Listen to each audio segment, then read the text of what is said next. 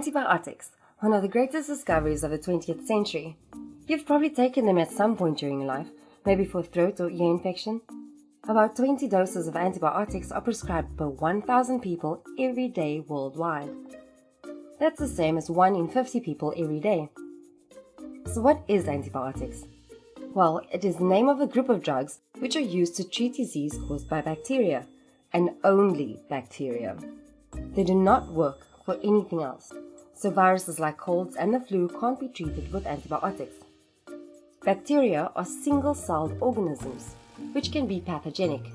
That means that they can cause disease in humans and animals, and antibiotics can be used to treat these diseases.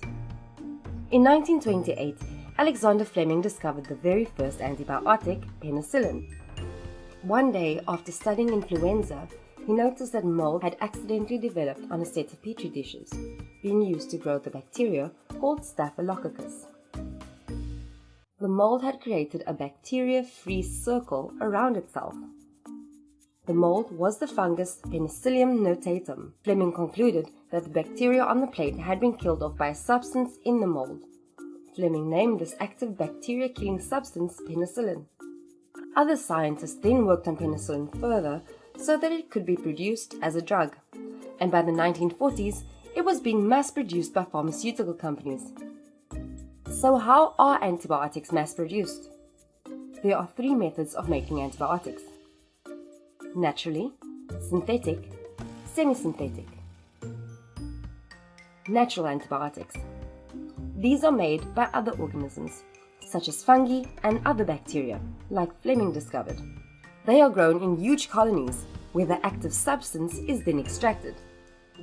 Synthetic. Some antibiotics can be made completely in the lab. Semi-synthetic.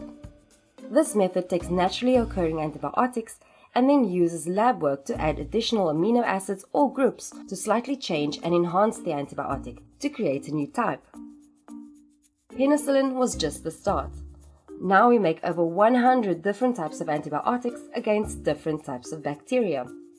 So how do antibiotics actually work? Antibiotics affect specific parts of bacterial cells which human cells don't have. They stop the bacterial infection, but do not harm the human cells.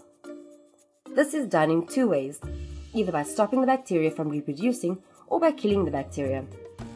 Antibiotics do this by inhibiting certain metabolic or chemical processes which occur inside the bacteria.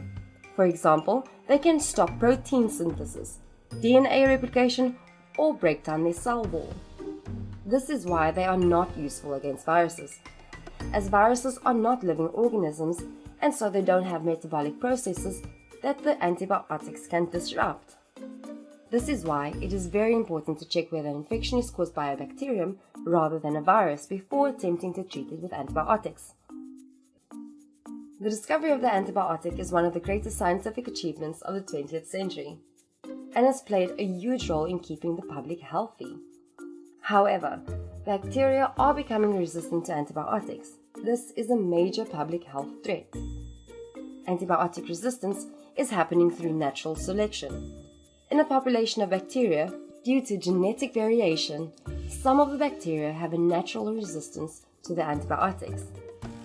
These bacteria survive and reproduce, and pass on resistance so that the whole colony become resistant to antibiotics. Scientists are constantly trying to find new antibiotics to which bacteria are not resistant yet. Keep a lookout for our video on antibiotics resistance, where we'll talk about the causes of antibiotic resistance and how we can help play a part in preserving the effectiveness of antibiotics. So there we have what antibiotics are and how they work. So the next time you're prescribed some antibiotics, you'll know exactly what's going on in your body.